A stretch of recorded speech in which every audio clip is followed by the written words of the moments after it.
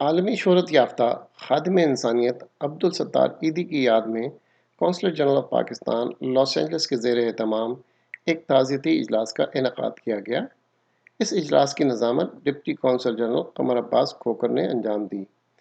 اس تقریب سے council general Abdul Jabbar Memon, Muhammad Khan, عارف منصوری، ظفر عباس، وقار خان، عرفان مرتضیٰ اور مسعود جاوید نے خطاب کیا اور عبدالستار عیدی کی شخصیت اور کارناموں پر روشنی ڈالی۔ اس باوقار تقریب کا اختتام عبدالستار عیدی کے لیے دعائے ایصال و ثواب سے ہوا۔ اس موقع پہ کونسل جنرل عبدالجبار میمن نے ARY سے خصوصی گفتگو کی۔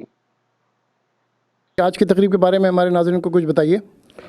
میں تہہ دل سے شکر گزار ہوں اپنی کمیونٹی کے ممبران کا جو آج ورکنگ ڈے پہ بھی یہاں پہ کونسلیٹ میں تشریف لے آئے، کیونکہ عبدالستار عیدی جو محسن انسانیت اور خادم انسانیت ہیں، اور ان کی یعنی کہ کنڈولنس میٹنگ میں اپنے یعنی کہ جابس کی جگہوں سے بھی چھوڑ کے یہاں آئے، اور جو بھی مقررین تھے انہوں نے بڑے اچھے الفاظ میں ان کے جو رول تھا جو اس کو سراہا ہے، اور میں ان سب کا شکر گزار ہوں اور دعا گو ہوں کہ اللہ تعالیٰ عبدالستار عیدی کو جنت فردوس میں جگہ دے اور اس کے جو پیچھے لیگیسی ہے اس کی اولاد آگے لے کے چلے۔ کیمرہ مین انور خواجہ کے ساتھ Arif Mansoori, ARY news, Los Angeles.